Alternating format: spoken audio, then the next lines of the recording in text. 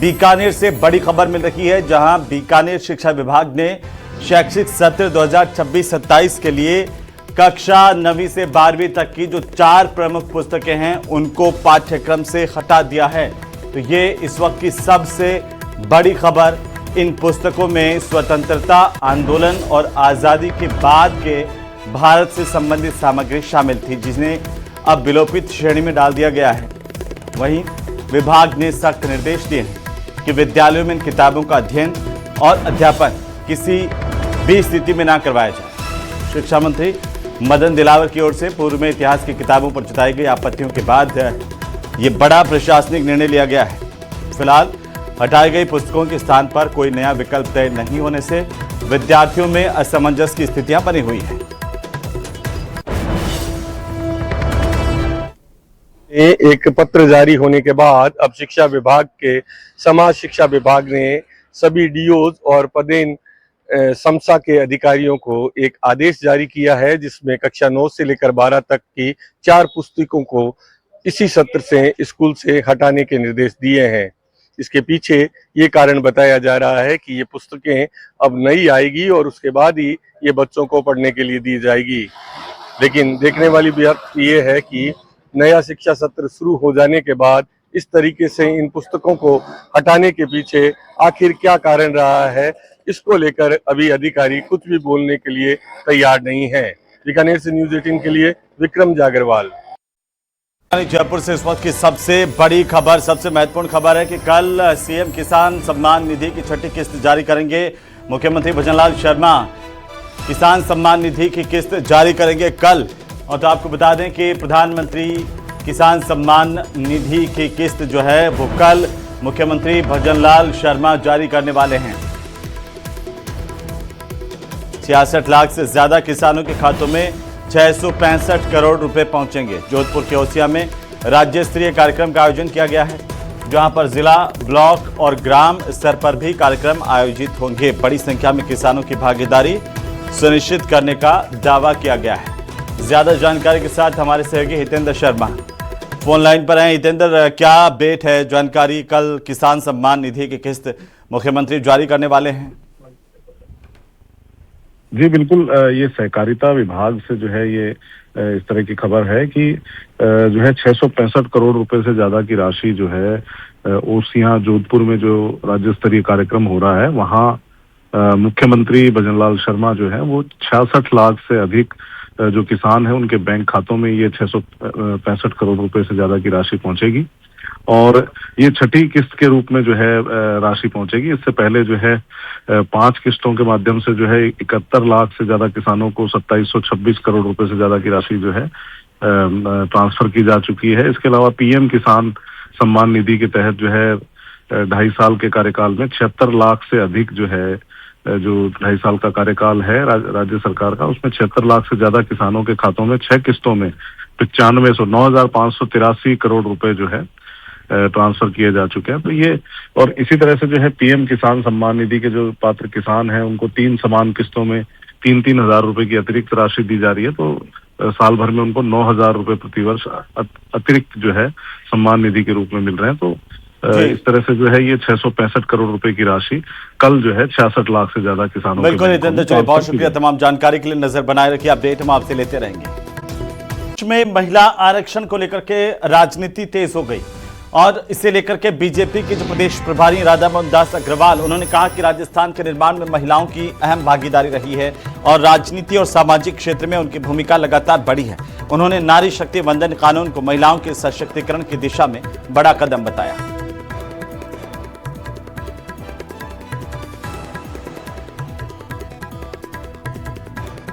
तो क्या कुछ कहा राधा मोहन दास अग्रवाल ने, आप भी सुनिए।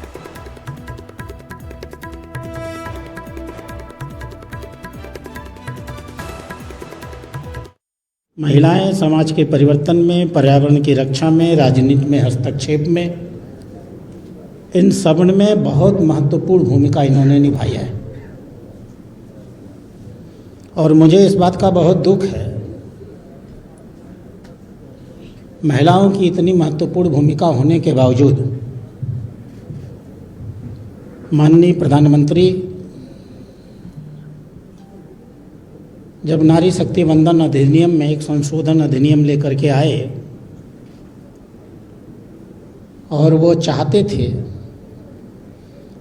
कि देश की बहनों को 2029 तक, हो सकता है उसके बाद तक, महिला आरक्षण का इंतज़ार न करना पड़े, जल्दी से जल्दी उनको आरक्षण दे दिया जाए, तो कांग्रेस पार्टी ने और कांग्रेस पार्टी के सहयोगी दलों ने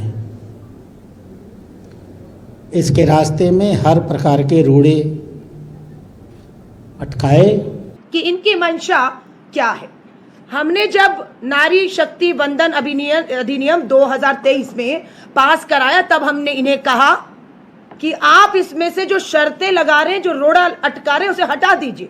क्या शर्तें लगाई कि हम इस कानून को तो पास कर गए हैं, अब हम जातिगत जनगणना कराएंगे। ये कहा गया 23 में, कहा गया हम जनगणना कराएंगे, जनगणना के आधार पर हम परिसीमन करेंगे, परिसीमन के बाद हम आरक्षण करेंगे। सवाई माधोपुर में कृषि पर्यवेक्षक भर्ती परीक्षा के दौरान एक नकलची पकड़ा गया है। बताया यह जा रहा है कि आरोपी बाकायदा चप्पल में मोबाइल छिपा करके परीक्षा केंद्र तक पहुंच गया, लेकिन उसकी चालाकी ज्यादा देर नहीं चल पाई। ये खास रिपोर्ट देखिए वो किस तरीके से पकड़ा गया है।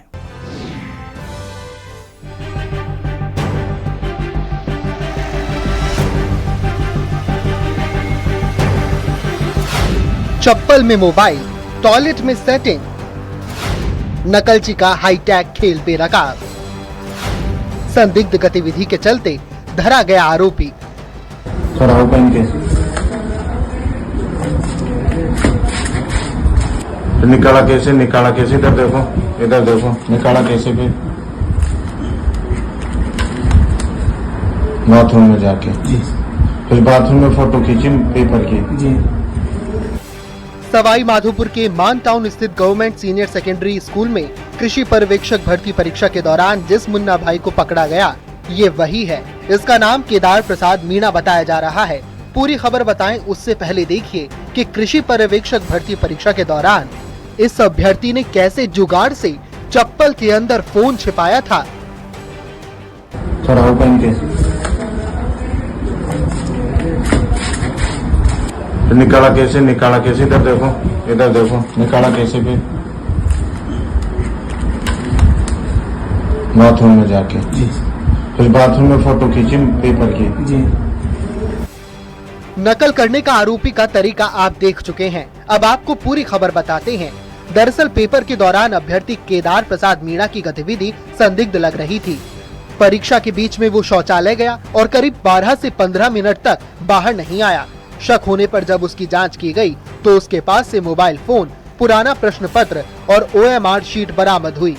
पूछताछ में खुलासा हुआ कि आरोपी मोबाइल को चप्पल की सोल में छिपाकर परीक्षा केंद्र में लाया था और टॉयलेट में जाकर प्रश्न पत्र की फोटो भेजने की कोशिश कर रहा था। रूम नंबर 1 में बैठा ये परीक्षार्थी अपनी हरकतों से पहले ही स्टाफ के निशाने पर आ गया था, जिसके बाद केंद्र प्रशासन ने तुरंत कार्रवाई करते हुए आरोपी को पकड़ लिया। सभी आपत्तिजनक सामग्री जब्त कर ली गई और मान टाउन थाने में मामला दर्ज कर लिया गया। लेकिन एक बार फिर भर्ती परीक्षाओं में नकल के नए तरीकों ने सवाल खड़े कर दिए हैं। सवाई माधोपुर की मान टाउन थाना पुलिस ने कृषि पर्यवेक्षक भर्ती परीक्षा में गड़बड़ झाला करने वाले एक मुन्ना भाई को गिरफ्तार करने में सफलता हासिल की है। बताया जा रहा है कि कृषि पर्यवेक्षक भर्ती परीक्षा सवाई माधोपुर जिला मुख्यालय के मान टाउन थाना क्षेत्र के सीनियर हायर सेकेंडरी स्कूल मान टाउन में आयोजित की गई थी, जहां पर एक शातिर परीक्षार्थी है वो अपनी चप्पल में मोबाइल को छुपा करके ले गया। चप्पल का सोल उसने बड़े ही शातिर तरीके से निकाला और उसमें एक एंड्रॉइड फोन छुपा लिया। ऐसी स्थिति में शातिर परीक्षार्थी को मान टाउन थाना पुलिस ने गिरफ्तार किया है और ये गिरफ्तार आरोपी रईथा का केदार प्रसाद मीणा है, जिस पर अब अनुसंधान लगातार जारी है। गिरिराज शर्मा, न्यूज 18, सवाई माधोपुर। सिकंदर अली नाम के शख्स से साइबर ठगों ने चालाकी से ठगी की वारदात की। करीब 1,13,000 रुपए की बड़ी ठगी की वारदात हुई है। ये बड़ी जानकारी इस वक्त की। सिकंदर नाम के शख्स से साइबर ठगों ने चालाका के साथ में 1,13,000 रुपए की बड़ी ठगी की वारदात की। ठगों ने खुद को बैंक का अधिकारी बताया और पीड़ित सिकंदर को व्हाट्सएप वीडियो कॉल के जरिए स्क्रीन शेयर करने के लिए झांसे में लिया। स्क्रीन शेयरिंग के दौरान इन ठगों ने ओटीपी हासिल कर लिया। नेट बैंकिंग में अपनी बेनिफिशियरी आईडी जोड़ ली और 2 बार में खाते से पूरी की पूरी रकम इनके साफ कर दी गई। शादी समारोह में व्यस्त होने की वजह से पीड़ित को ठगी का एहसास अगले दिन खाता चेक करने पर हुआ और फिलहाल साइबर पुलिस ने मुकदमा दर्ज कर लिया। ठगों के नेटवर्क की जांच जारी है। मैं परसों मेरे पास फ़ोन आया बैंक से, इंसर्ड बैंक के नाम लेके। पहले फ़ोन आया, फिर उसने मेरे से ये कहा कि व्हाट्सअप कॉलिंग, आपका व्हाट्सअप नंबर यही है। व्हाट्सअप मेरे फ़ोन के एंगेज, बोले मेरे खाता पहले से कोई लोन वोन का था, तो आपका खाता कंप्लीट हो चुका है, अब आपको लोन और मिल जाए। तो मैंने इसे कहा कि मेरे को लोन नहीं चाहिए, मेरे बाबू फिर आगे नेगेटिव विषय में काम आएंगे आपको। थोड़ी देर मेरे करीबन शादी फंक्शन चल रहा था और मेरे से थोड़ी देर करीबन 8-15 मिनट की बात की। फिर उसने कहा कि कल आपसे बात करूंगा। रात में फिर मैंने कुछ देखा नहीं, क्योंकि शादी का फंक्शन था, हमारे बच्चे की शादी थी, भाई की लड़की की, उसमें बिजी था। रात में 2:30-4 बज गए थे। फिर थोड़ा सुबह उठे 9-10 बजे, सुबह देखा तो बैंक के उसके अंदर खाते में से 1,20,000 रुपये गायब।